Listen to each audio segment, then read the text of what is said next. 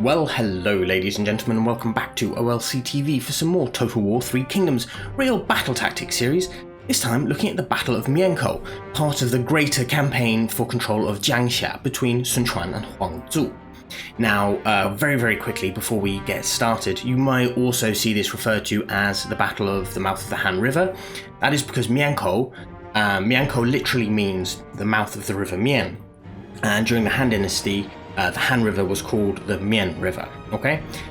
Also, I need to apologize, I could not find, because there aren't any, unique pictures of Huang, so a eunuch will be his stand-in for this. Apologies to Huang as well for that, I'm sure he wouldn't appreciate it. Now, a little bit of background, and I'm going to keep this very generalized because there's a lot of politics and everything else going on at this stage. But what you have is, in 208 CE, you have Cao Cao launching a full-on attack of Jing province. Jing province is controlled by Liu Biao. Liu Biao is also very sick and on his deathbed at this stage, and there is infighting going on in his court, where you have his two sons, Liu Qi, the elder, and Liu Chong, the younger, competing to become the heir. Now, most of the court, especially the powerful Cai family, favour Liu Chong, the younger. Liu Qi the Elder is supported by Liu Bei, who has been on the borders of Liu Biao's territories as a nominal vassal, but has aspirations to greater things, as Liu Bei always does. And so there's a general breakdown relationship going on within this court. They're under great pressure from Cao Cao, and this means that Huang, who's Liu Biao's vassal, can get no support from Liu Biao at all. Sun Quan is looking for revenge for the death of his father. Huang, of course, is the man who killed Sun Jian.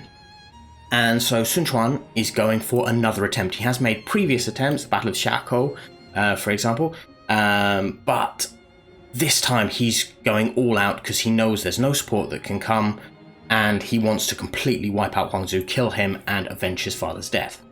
So, handing over command of the army and the navy to Zhou Yu, and Zhou Yu then subdivides this, giving the navy over to Lu Meng, they make an advance against Huang position. To best attack Jiangxia, however, they need to go from the Yangzi by river into the Mian River, up the Mian River, and then attack the cities. Huang has set up a defensive position at the mouth of the Mian River. What Zhou Yu does is he takes the navy up the river and launches an attack against this position. Sun Quan follows with the main bulk of the army.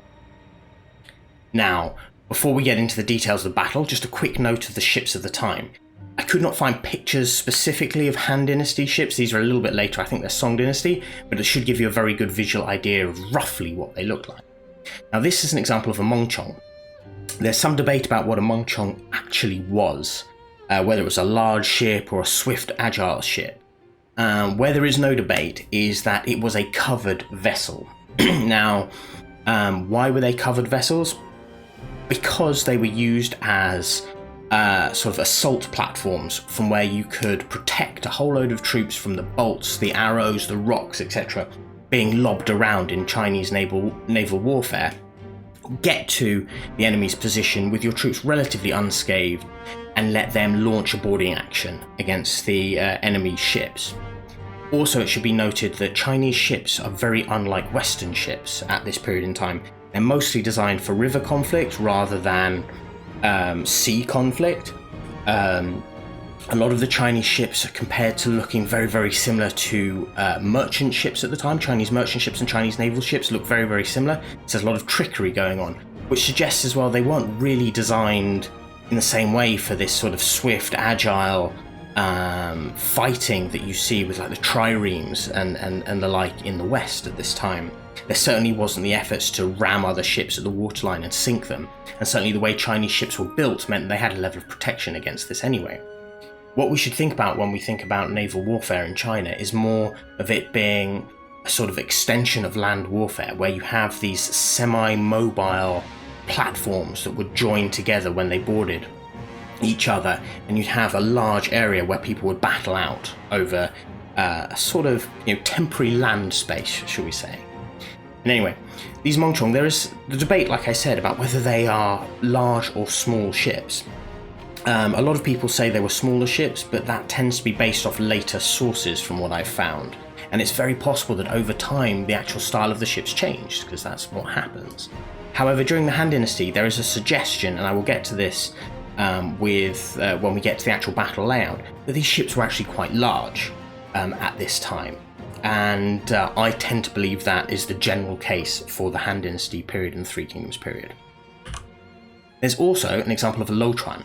Now, these did not make an appearance in this battle, but I've put them here just to show you about what type of things the Mengchong would be protecting itself against and why they needed the covered ships. So Lotrans were a very, very famous example of a ship used in the Red Cliffs battle by Cao Cao, where you had these large, vast platforms with multiple decks, where you could have lots and lots of crossbows or archers and even potentially trebuchets on them, being able to launch huge amounts of missile fire at the enemy ships as they were approaching. And so the Mengchong needed that level of protection to allow the troops to get close enough to board these types of ships. Right, now, the mouth of Mian. Bear in mind, this is a very, very simple example, of course, but Huang, who wasn't actually fighting in this battle, he was behind the lines, behind a stone wall in one of his towns further back. But the battle was set up like this. Originally, he had sent one of his generals, Jiang Shuo, to scout out the region, and Jiang Shuo had run into Ling Tong, who was scouting out for Sun Quan. Ling Tong had a smaller ship, slightly more agile ship. Jiang Shuo is supposed to have had a really large barge, and the two of them clashed. Ling Tong killed Jiang Shuo in single combat and captured his troops and captured the ship. In response to this, Huang put his man Chen Jiu in command of the defense and told Chen Jiu to effectively scuttle two Mengchong either side of the mouth of the river with this large coir palm rope anchored by stones all the way across the river to act as a sort of barricade to prevent the ships of Sun Quan from being able to go from the Yangzi all the way up the Mian and attack Jiangxia. What he also did was give him 1,000 extra crossbows positioned on the cliffs either side with lots of rocks and other missiles that they could use to throw down at any attacking ships. Zhou Yu and Lu Meng, buoyed by the initial success of Ling Tong in killing Jiang Shuo and capturing a ship, decided they were going to launch an attack against this position. And so they got together a lot of their large ships and they rushed forward. They rushed forward under hail of bolts and missiles and rocks and anything you can imagine thrown at them. And they suffered huge casualties, but they did make it to the Mengchongs, and there was a boarding action that ensued. During this time, we are led to believe that Lu Meng fought in single combat and killed an officer in a duel. But despite some success, essentially the casualties were too great. Some ships were sunk, some ships were taken, and Sun Quan's navy had to flee. The position, as far as Huangzu was concerned, looked relatively safe. What happened next is an example of the direct approach, as we saw with Guan Yu, in action on the sea. As I said before, you must think of naval battles as an extension of land battles, and a lot of the tactics were applied in a similar fashion. So what you had was Dongxi and Ling Tong, the commanders of the van for Sun Quan's army. They both grabbed 100 volunteers each. These volunteers were called Gansi, Dare to Die. These were troops that were used in a very hazardous situation with no expectation of coming out alive. They needed to do one thing, and if they did that one thing, then a battle would be won, but casualties would be expected to be great for these people. They were all given 2 sets of armor, double armor, called Liangkai. If you've been watching my Gongsun Radius mod playthrough, you'll see a lot of my troops are Liangkai. This was a famous use of armor. They give them basically double sets of armor to give them extra protection against missiles, as well as, obviously in melee as well, it would be relatively useful. But it would slow you up a tiny bit, but it gives you an extra level of protection. It's also famously used by Dian Wei when he was helping to defend against a charge against Lu Bu's troops when Cao Cao was campaigning to retake Yan province. Now, Dongxi and Ling Tong then boarded a great barge with these 200 volunteers, 100 each, and they made an attack directly for the rope in between the Mengchong. Okay?